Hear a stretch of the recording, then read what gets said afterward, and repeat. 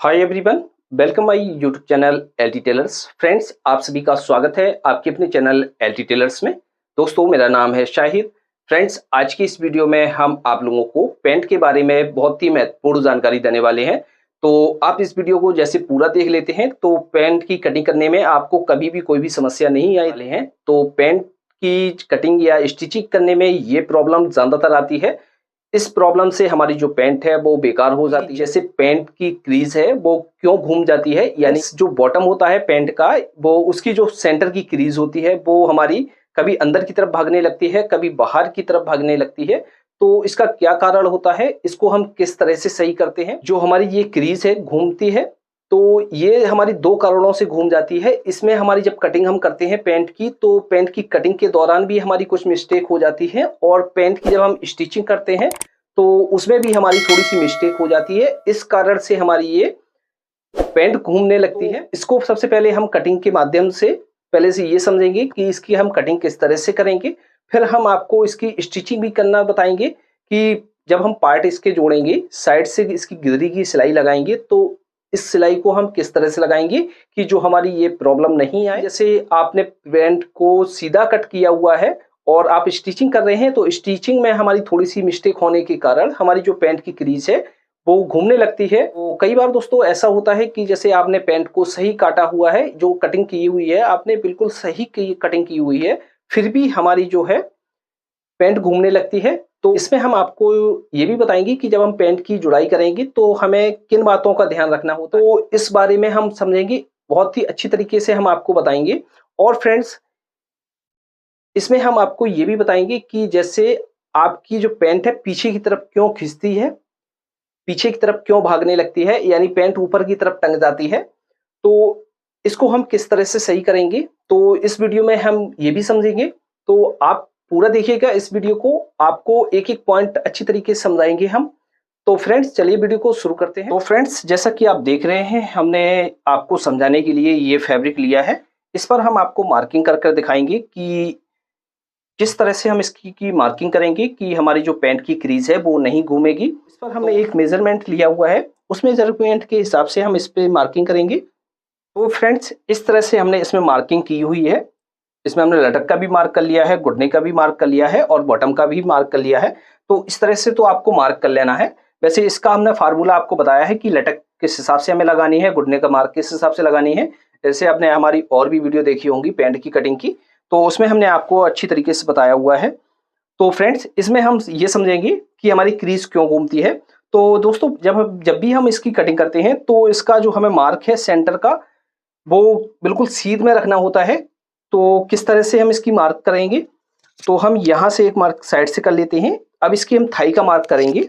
जैसे इसकी जो थाई है वो 25 इंच है, तो 25 इंच का हाफ करेंगे तो हमारा हुआ 12.5 इंच। तो इसमें हम थाई का मार्क कर रहे हैं, तो 12.5 इंच पर हम इस तरह से करेंगे और यहाँ पर हम इस तरह से मार्क कर देंगे। मार्क करने के बाद इस पर एक सेंटर का मार्क कर लेंगे। इस तरह से इस सेंटर का मार्क कर लेंगे। दोस्तों, ये जो सेंटर का मार्क है ये बहुत जरूरी है लगाना। तो इस तरह से हम यहाँ पर फिलाई का भी मार्क कर लेते हैं। ये हमारी फिलाई का मार्क हो गया है और ये हमारे सेंटर का मार्क हो गया है। अब इसमें हम कमर का मार्क कर लेते हैं। जितनी भी हमारी कमर है उसका हम मार्क कर लेंगे।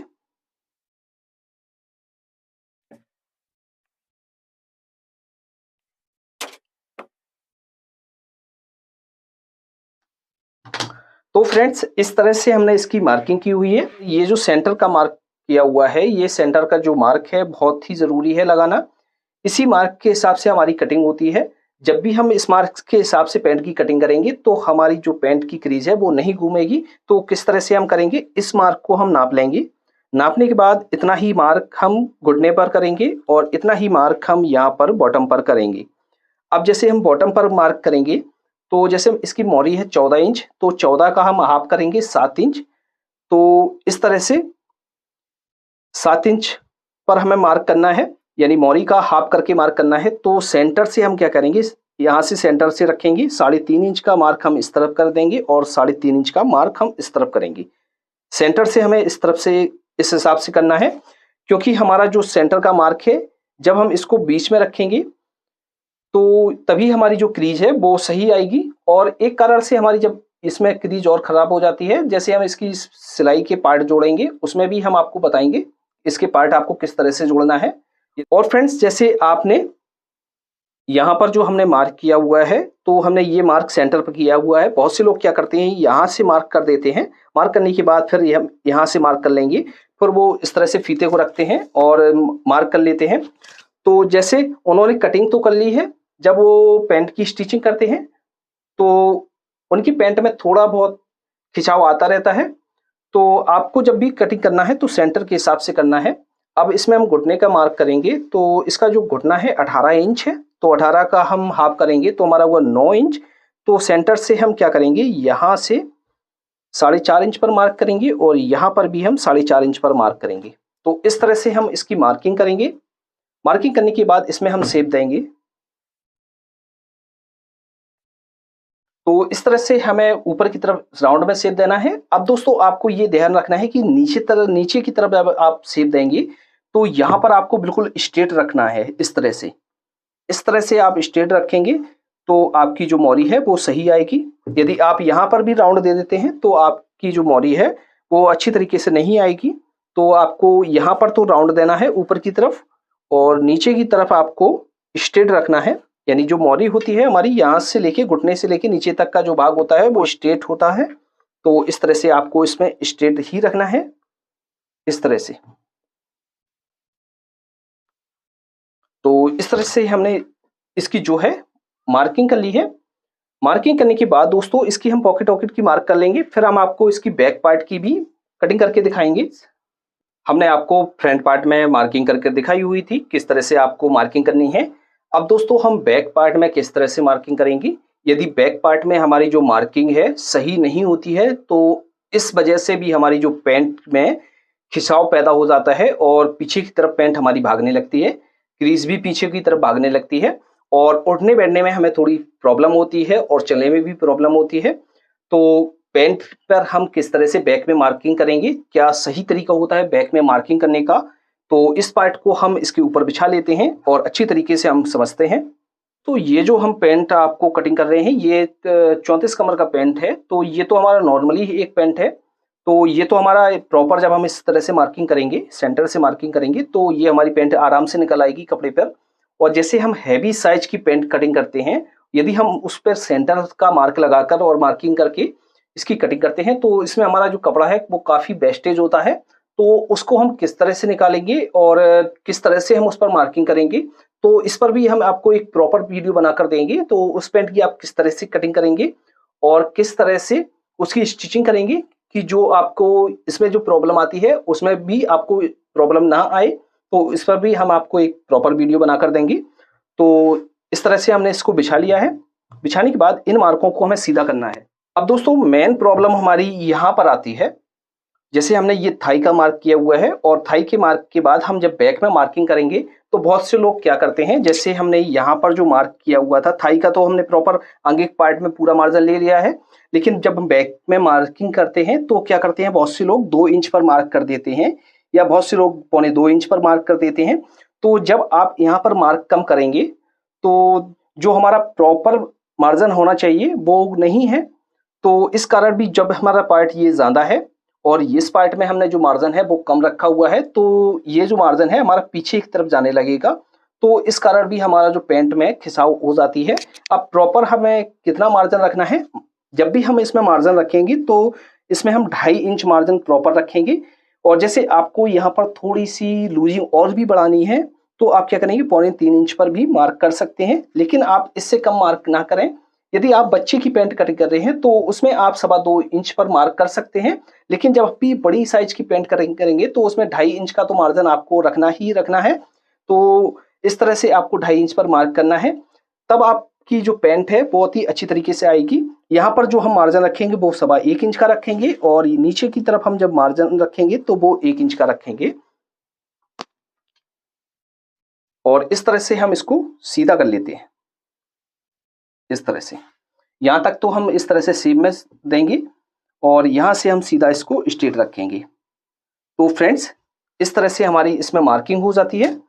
तो फ्रेंड्स आपको अच्छी तरीके से समझ में आ गया होगा। जब हम इसकी स्टिचिंग करेंगे तो स्टिचिंग किस हिसाब से करेंगे तो ये भी हम समझेंगे। तो आप इस वीडियो में लास्ट तक बने रहिएगा। हम आपको स्टिचिंग के भी दौरान इसमें बताएंगे किस तरह से आपको इसके पार्ट जोड़ना है, जो आपकी क्रीज है वो घूमे ना और अच्छी तरीके से पैंट की जो क्रीज है वो बैठ जाए। तो फ्रेंड्स, जैसा कि हमने आपको बताया था कि हमारी जो पैंट है वो 2 कारणों से घूम जाती है। जब हम इसकी कटिंग करते हैं तो कटिंग के दौरान भी हमारी थोड़ी सी मिस्टेक हो जाती है और स्टिचिंग करने के दौरान भी हमारी थोड़ी सी मिस्टेक हो जाती है। तो फ्रेंड्स, जैसे आप कटिंग के दौरान इसका सेंटर का मार्क नहीं करेंगे, तो जैसे सेंटर का मार्क नहीं करेंगे तब आप इसकी जो मार्किंग करेंगे तो थोड़ा बहुत आउट होने का चांस रहता है। इसमें जो कपड़े के रेशे होते हैं, यदि हम इसका सेंटर का मार्क करेंगे तो हमारे जो रेशे हैं कपड़े के वो बिल्कुल सीधे रहेंगे, तो अच्छी तरीके से हमारी कटिंग हो जाएगी और कपड़ा भी अच्छी तरीके से बैठ जाएगा। और जैसे आप थोड़ा सा क्रॉस कर लेते हैं तो उसमें हमारा मोरी घूमने का चांस ज़्यादा होता है। तो फ्रेंड्स, इस पैंट की हमने कटिंग तो आपको बता दी थी किस तरह से कटिंग करनी है। अब इसकी हम स्टिचिंग किस तरह से करते हैं, तो इस तरह से हमने इस पार्ट को बनाकर रेडी कर लिया हुआ है। आपको इस तरह से पार्ट बनाकर रेडी कर लेना है। अब सिर्फ हमारी इसमें जुड़ाई रह गई है, यानी इस साइड की को हम जोड़ेंगे। तो इस साइड को हम किस तरह से जोड़ेंगे, इस तरह से पार्ट बनाने के बाद आपको इन पार्टों को हल्का सा इस तरह से खींच लेना है। खींचने के बाद दोस्तों ये हमारा अच्छी तरीके से बैठ जाएगा। अब दोस्तों किस तरह से जोड़ना है, बहुत से लोग क्या करते हैं यहाँ से बॉटम से इस तरह से मिलाकर जोड़ना स्टार्ट करते हैं। बहुत से लोग क्या करते हैं ऊपर से इस तरह से मिलाकर जोड़ना स्टार्ट करते हैं। लेकिन दोस्तों, आपको जोड़ने से पहले कुछ बातों का ध्यान रखना होगा। सबसे पहले हम क्या करेंगे, इस तरह से हम पार्ट को मिलाएंगे। इस तरह से मिलाने के बाद दोस्तों इस तरह से हम ये देखेंगे कि जो हमारा ये पार्ट है, इस तरह से हम खींच कर देखेंगे कि ये हमारा पार्ट में इस तरह से सिलवट आ रही है कि नहीं आ रही है।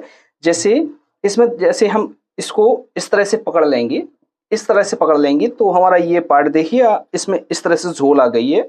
यदि इस तरह से झोल आ जाएगी तो हमारी मोरी जो है घूम ही जाएगी। और जैसे हम इसको इस तरह से आगे के पार्ट को थोड़ा सा भी निकाल देते हैं तब भी हमारी ये मोरी घूम जाएगी।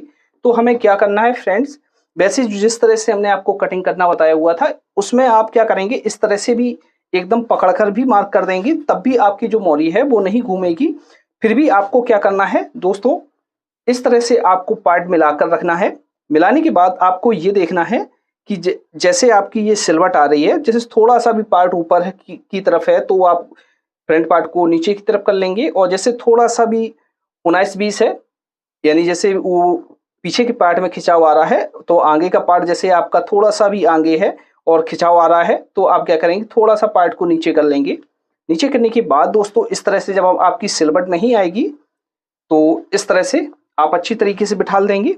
और यहाँ भी आपको देखना है कि जैसे आपका जो पार्ट जहाँ भी बैठ रहा है, जैसे इस तरह से हमने ये पार्ट रखा हुआ है तो इस तरह से हमारा ये इतना मार्जिन निकल रहा है मोरी में, तो इस तरह से हम इस मार्जिन को निकाल देंगे और अच्छी तरीके से हम इसमें सिलाई लगा लेंगे। जब इस तरह से हम सिलाई को लगाएंगे तो हमारी ना पैंट की मोरी घूमेगी, ना कोई परेशानी हमें आएगी और पैंट की जो क्रीज है बहुत ही अच्छी तरीके से सेंटर पर गिरेगी। तो फ्रेंड्स, अच्छी तरीके से आपको समझ में आ गया होगा। फिर भी आपको कहीं पर कोई भी समस्या आ रही है तो आप हमें कमेंट बॉक्स में ज़रूर लिखें। फ्रेंड्स, हम आपके सारे कमेंट्स पढ़ते हैं। और तो आप में से बहुत से भाई हमारे ऐसे हैं जो हमारी वीडियो को कंटिन्यू देखते हैं और उन्होंने अभी तक हमारे चैनल को सब्सक्राइब नहीं किया है। उनसे हम यही गुजारिश करते हैं कि आप हमारे चैनल को जरूर सब्सक्राइब कर लीजिए। हम आपके लिए ऐसी ही बेस्ट नॉलेजेबल वीडियो लेकर आते रहते हैं जिससे आपको सिलाई सीखने में मदद मिल सके। और फ्रेंड्स, जैसा कि हमने आपको बताया हुआ है कि हमारा एक सेकंड चैनल और है जिस पर हम लेडीज वीडियो प्रोवाइड कराते हैं आपको, तो उस चैनल का लिंक हम आपको डिस्क्रिप्शन बॉक्स में दे देंगे, तो वहां पर जाकर आप देख लीजिए। तो उम्मीद करता हूं कि आपको अब कभी भी कोई भी परेशानी नहीं आएगी पैंट की मोरी या क्रीज के बारे में। तो फ्रेंड्स, इसके नेक्स्ट वीडियो में हम आपको ये बताएंगे कि पैंट की जो चैन फिलाई है वो आगे से क्यों फूल जाती है और बेल्ट जब हम लगाते हैं उसके बेल्ट के नीचे भी हमारी सिलवट आ जाती है, तो ये क्यों आती है, इसका क्या कारण होता है, तो इसके नेक्स्ट वीडियो में हम ये आपको बताएंगे। तो फ्रेंड्स, आज की वीडियो में इतना ही। मिलते हैं आपसे किसी नए वीडियो के साथ, किसी नए टॉपिक के साथ। तब तक के लिए दीजिए इजाजत। Thanks for watching.